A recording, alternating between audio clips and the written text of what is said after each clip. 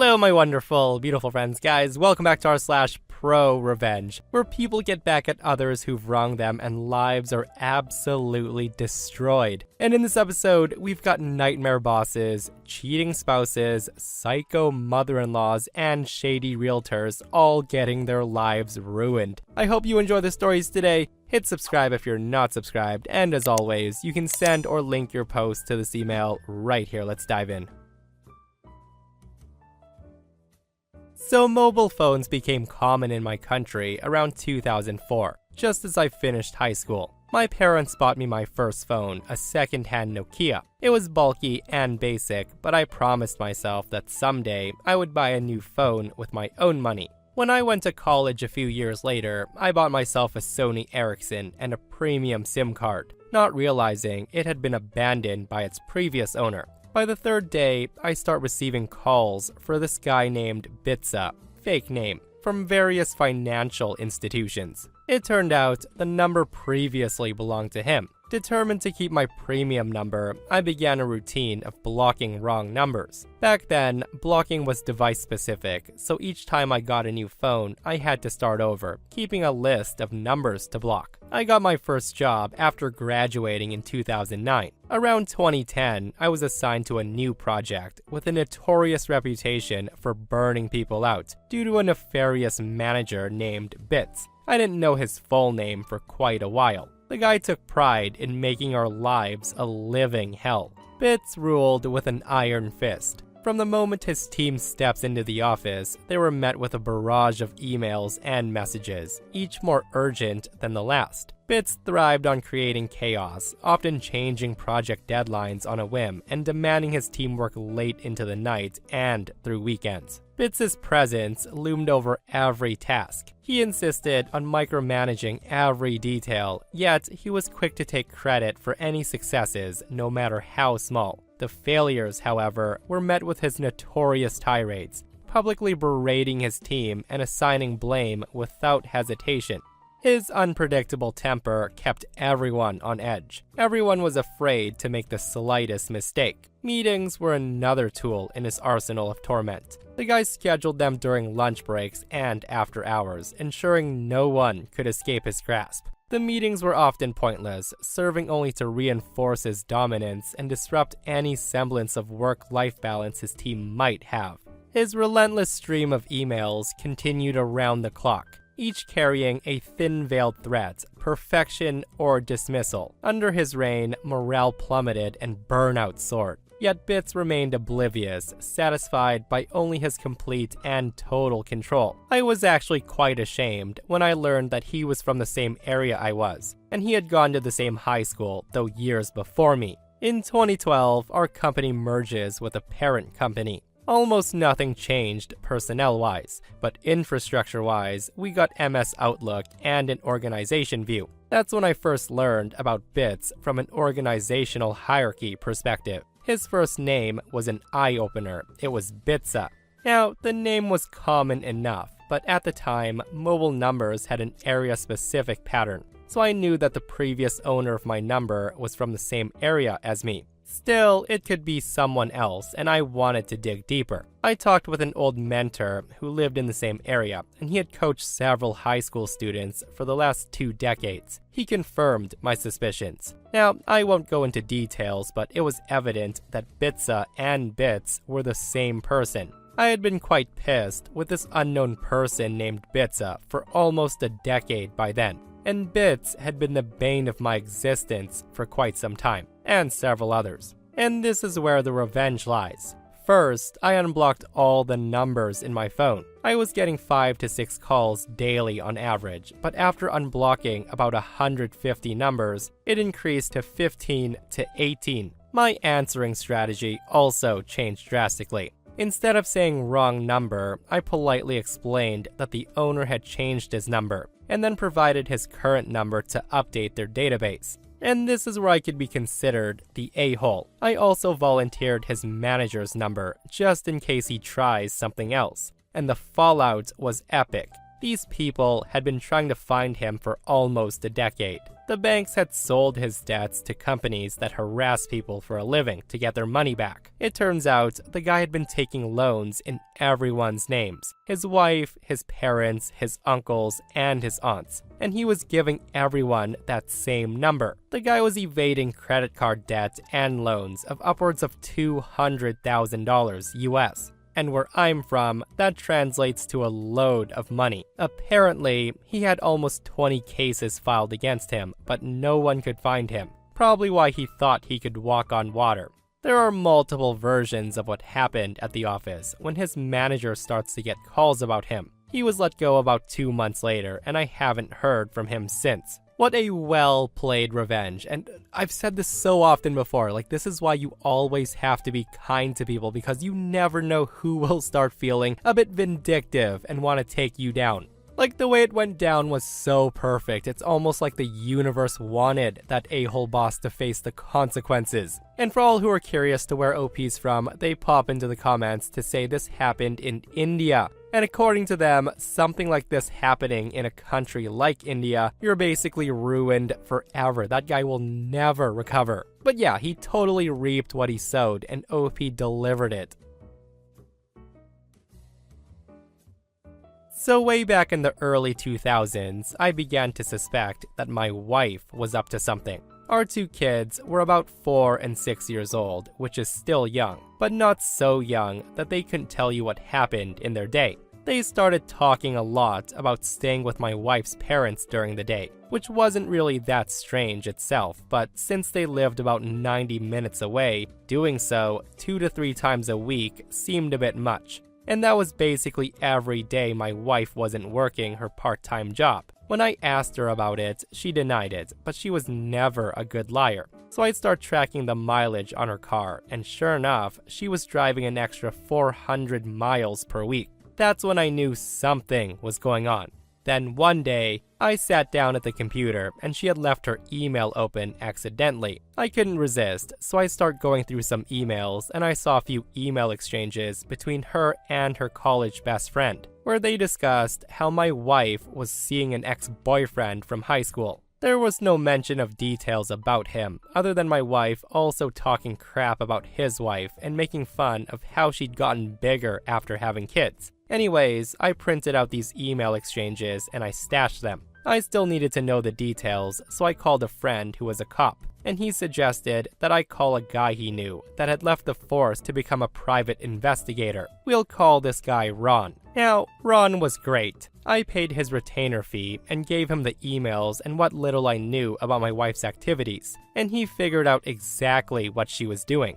His report was detailed with photos, along with times, dates, and locations, all about how she would take the kids to her parents, and then go meet this guy for lunch, and they would go to a dumpy motel for a few hours after, and then she would pick up the kids and return home. At this point, I hire a divorce lawyer. My parents cheated on each other, and the fallout absolutely effed mine and my siblings' childhood. It was something that was totally unacceptable. I also asked Ron to find out what he could about this guy, and Ron absolutely came through. I learned this guy's name was Bob, and he was married and he had 3 kids. I also found out that he worked as VP of sales for his father-in-law's business, and at this point, I had my lawyer drop divorce papers. I also asked Ron for a couple of more copies of his report, and I had one more thing I wanted him to do for me. On the same day I had my wife served with divorce papers at her work, I had Ron meet with this guy's wife and show her everything he'd found out. She seemed nice, and I figured that she deserves to know what her dear hubby was up to. What she did with that information was up to her.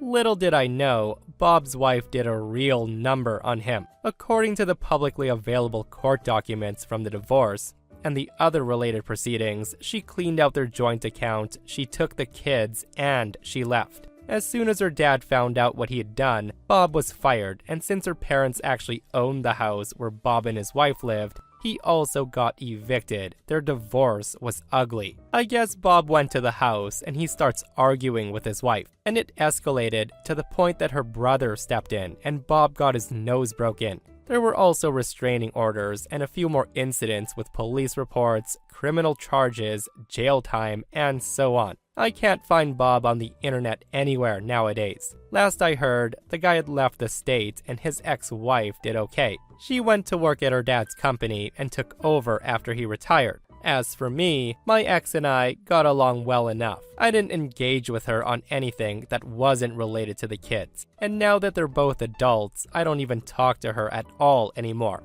I don't hate her or anything, but I only care in the context that she's my kid's mom and it's important to them. Nothing beyond that. Holy moly, what a fallout that was. And I can't say it wasn't deserved because cheaters deserve nothing good happening to them. But yeah, serious props to OP for staying mature and keeping it together, instead of seeing red the moment he read those emails that confirmed the affair was real. OP played the long, patient game, and in the end, he ruined everyone. As for what happened with his wife, OP does pop into the comments, and he said, "I was definitely angry with my wife. Don't get me wrong. My revenge is I made her suffer throughout the divorce. For example, she wanted to try couples therapy, and I agreed. Not because I thought there was a path to reconciliation, but because it felt good to lay out exactly how I felt about what she'd done. How disgusted, how disappointed, how angry I was with her. She always left those appointments in tears, and she would sit bawling in her car for a while before pulling herself together. Eventually, she realized it was already over for us and she canceled the remaining appointments. I also had to think about what was best for the kids. I wasn't going to bring the chaos that I experienced into their lives, where I saw my parents screaming at each other, my dad calling my mom names, and worse, getting the cops involved, and vice versa. It was in their best interest to make things go smoothly. I've never told them the details of what happened between their mom and I probably never will. I don't know what she's told them about it, but I still have Ron's report stashed away, just in case they need to see the truth. Also, I wasn't really angry with Bob for my own sake. I was angry with him on behalf of his wife. I felt like she deserved to at least know what was going on, and what she chose to do about it was up to her. Bob's consequences are due to his wife's rage at what he'd done. I just lit the fuse. Again, class act by OP, and props to him for staying so mature throughout all of this for the sake of his kids, right? And while we're on the topic of cheating, you guys gotta hear this next one, where OP kind of accidentally destroys someone's life.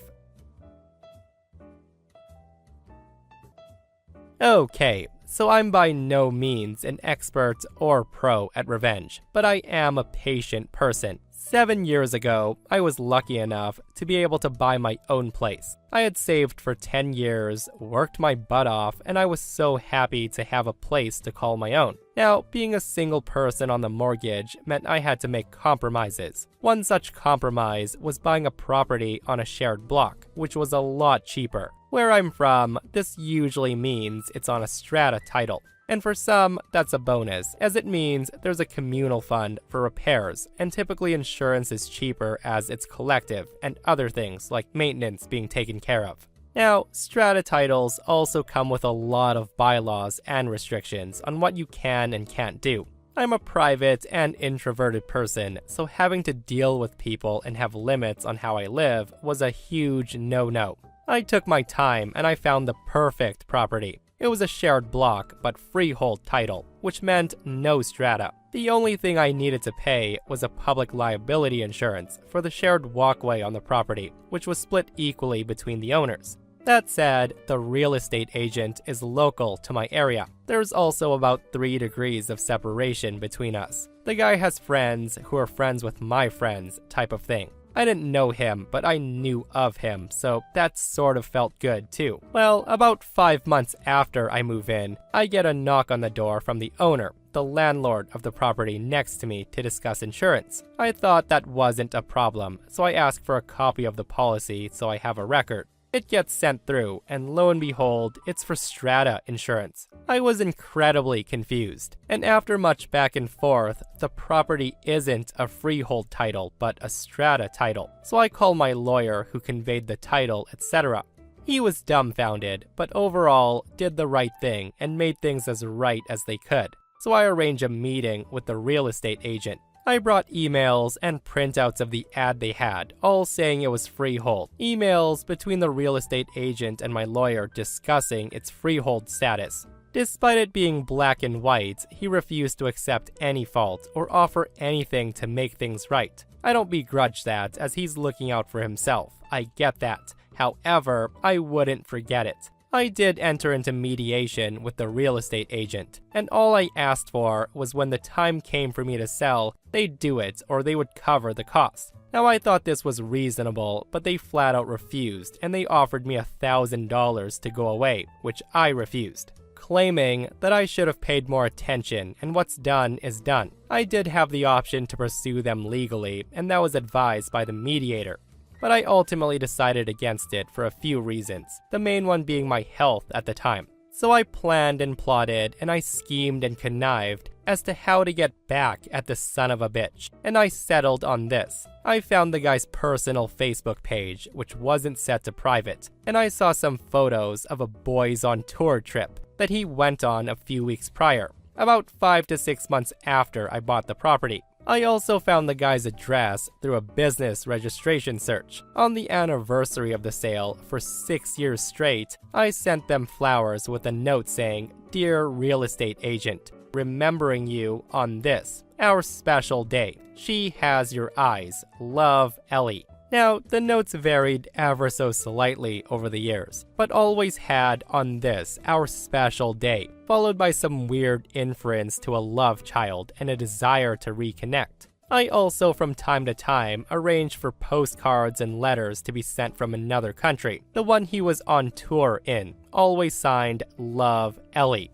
I learned about 3 weeks ago that this guy had recently divorced. He lost his home, and he's no longer working as a real estate agent. His wife had found out he cheated on her. The story that I was told through friends of friends went along the lines of he would get weird gifts and flowers every single year, the same day, every year. His wife finally put 2 and 2 together, and she realized what the date was, and he admitted to cheating on her. Now, I didn't mean for this, but it turns out a year before I bought my house, he had gone on holiday, and he came back with an STD and gave it to his wife, but somehow convinced her that it wasn't him. As such, our special day turned out to be right around the time he was messing around with someone who wasn't his wife, only 1 year earlier. The guy apparently lost his house, half his retirement savings, and also his business. I do feel a bit guilty about it sometimes, but then I'm reminded that he's a scumbag, and that karma, like me, is patient, spiteful, and a vengeful bitch. Again, what a fallout that was, and that's why you should never cheat. But seriously, what are the chances of that happening? Like, literally everything had to align so perfectly to ruin the guy, and it did. But yeah, with that said, guys, the real estate agent might have been deceptive for a payday. But ultimately, when OP met up with the lawyers to sign and finalize everything, I can't help but to wonder how in the world they missed that. What an outcome that was, nonetheless. And this person comments, "Next year, send him a Polaroid of your middle finger. Signed, Love, Ellie."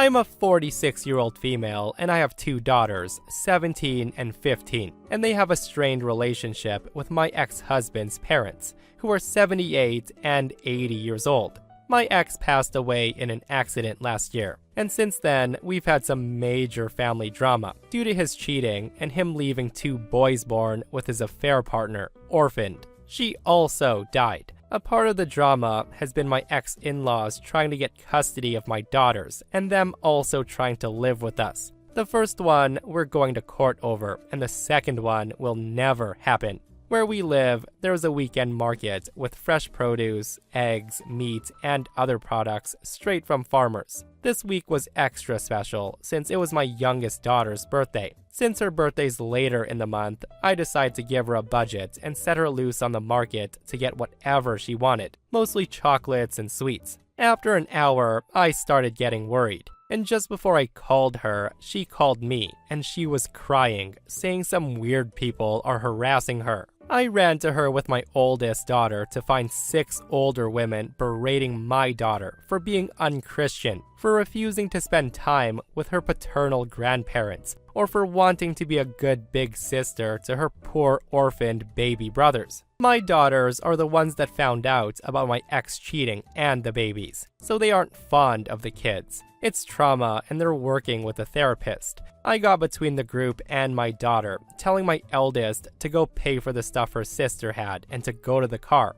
Then I turned to the women, some who I knew from when we went to my ex-in-law's church, and I ripped them a new one. They told me that I was the worst for refusing to obey my ex-in-laws like a good Christian wife. Eventually, the screaming turned too loud, and we were all asked to leave the market. I met with my girls in the car, and the women were following me like a group of vultures. I managed to get in the car and drive away. After my girls went to bed, I got online to talk to another member of the church that I'm on good terms with. I told him what happened, and after he apologized, he told me what was going on. It turns out my ex-mother-in-law had posted this massive story in the church's Facebook group about how horrible my daughters and I are, how we're leaving them homeless and penniless, and how my daughters don't even talk to them. Now, this wasn't true, as they inherited my ex's personal bank account and his life insurance. She also accused us of being the reasons she lost her grandsons. The boys are now living with distant relatives of my ex-husband.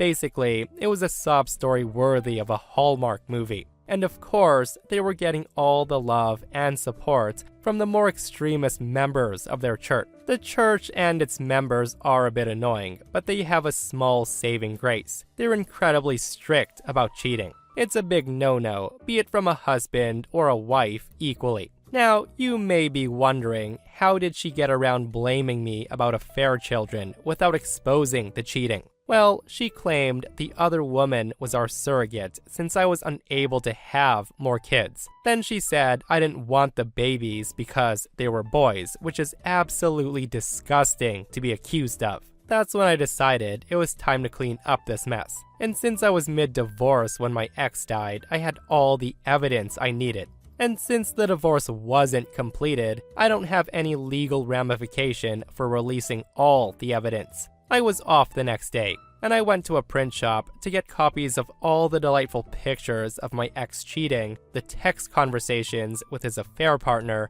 texts with his parents confessing to his cheating and getting support from them, my ex-in-laws harassing me about the divorce, and my coup de grace, all the emails and text messages of them bullying my daughters about their baby brothers. In one of them, they called my daughters bastards and telling them that it was their fault their dad died, since they told me about the affair and I began the divorce. This one was literally 2 days after my ex died. I even paid extra for all of this to be printed in beautiful high-quality paper. And then, when I got home, I sat down for hours making delightfully personalized binders. They look like the little prayer song packets that the church gives for everyone to take to sing hymns. The first picture when opening the binders is my ex and his side woman making out in our living room. Their faces are easy to discern, and the girl looks nothing like me, different skin tones and hair color. Underneath, I wrote Joseph and Jessica's love story, not real names. I took them to the church before service. There's a desk in the back with the songbooks for people that need or forget their own, and they never check them. The gossip mill was quick and harsh. The names my ex and his affair partner got called in the Facebook group were so bad that the pastor himself had to get involved just to keep things relatively PG-13. People were angry at my ex-in-laws for their abuse to my daughters. But what made me laugh was that I was still in the wrong for divorce. But it's, quote, understandable that I failed my duties after the shock, and I will possibly one day return to the light, unlike my cheating husband and his Jezebel. I got 2 apology letters in the mail for my girls, and an invitation to join the church for support. As for my ex-in-laws, they got shamed into leaving the church. My ex-mother-in-law then made a post on Facebook about how alienated she feels and how no one cares for the elderly anymore. How she wished her great son was still alive. since he would have taken care of her and her husband. With what money, I don't know, since I was the breadwinner. It's just so funny how mother-in-law plays the victim after being so nasty. No one cares for the elderly anymore, as if being old trumps the fact that someone's a nasty old witch. I just hope OP's daughters recognize how badass their mom is. But yeah, the absolute audacity of that woman. Trying to steal OP's kids from her while also begging OP to let them live in her house. Like, that's a level of entitlement that reaches new levels, and I've read a lot of crazy stories. So when I was 15 years old, I was diagnosed with bipolar schizophrenia. Now, despite what TV shows and movie portrays, not all schizophrenia are serial killers. If you can keep your medication in balance, you can live a perfectly normal life. From the age of 15 to 20, it was rather hard, as we tried to find the right balance and medication for me. But it's been 11 years since I was first diagnosed, and it's been 6 years since I've had really bad symptoms. There have been a few minor issues when my meds would go out of balance, but nothing too extreme. Anyways, this happened 3 years ago. I had just moved into a new apartment with 2 new roommates. We'll call them Zach and Rachel. And yes, those are their real names because F them. Anyways, due to my illness, I take multiple medications. An antipsychotic, antidepressant, and an anti-anxiety medication, to name a few. These are all rather strong medications. So when I first moved in and got settled, I started to notice that some of my meds start going missing. I have my pills counted out and ready, so I know exactly how many I have. I immediately suspect my roommates, as they were the only ones with access to my room. I also knew for a fact that they took other medications to get high. They were pretty open about it. But I had no proof, and I didn't want to risk pissing them off as I had to live with them. So I looked past, hoping it was a one-time thing, but it wasn't. After a few days of this, I lost it, and I confront them. They denied it, and of course, I had no proof. I even got a lock for my room, but somehow, they still managed to get in. And this is where the revenge starts. So due to all my medication, I get constipated a lot. So I have a very strong laxative I take when this happens. They're tiny pinkish pills. If you don't know about my medication, you could easily mistake those for something else. One morning, before heading to work, I took my antipsychotic pill bottles and I switched out the pills for my laxatives, and then I left. When I came home that evening, both my roommates were in the washroom. I asked Rachel what was wrong, and she made up some BS food poisoning excuse. They spent the whole night in and out of the bathroom. My medication stops disappearing after that night. Yeah, in my opinion, OP just needs to get out of there if they can, and I wish those 2 roommates got more than what they got. Like, messing with someone's prescription medication is already such an a-hole thing to do, but a person who suffers from mental illness, as if they don't already have enough crap to deal with. And that, my friends, brings us to another end of our /ProRevenge. Guys, I hope you enjoyed today's stories. If you did, hit that thumbs up, and if you're not subscribed, consider subscribing so you don't miss these crazy stories. And if you missed the last episode on the channel, it's in our /malicious compliance episode, where nasty landlords are getting taught lessons by their tenants, and the stories are so wild. Guys, go check it out if you haven't. And myself and Stevie Boy will see you guys in the next one. We love you.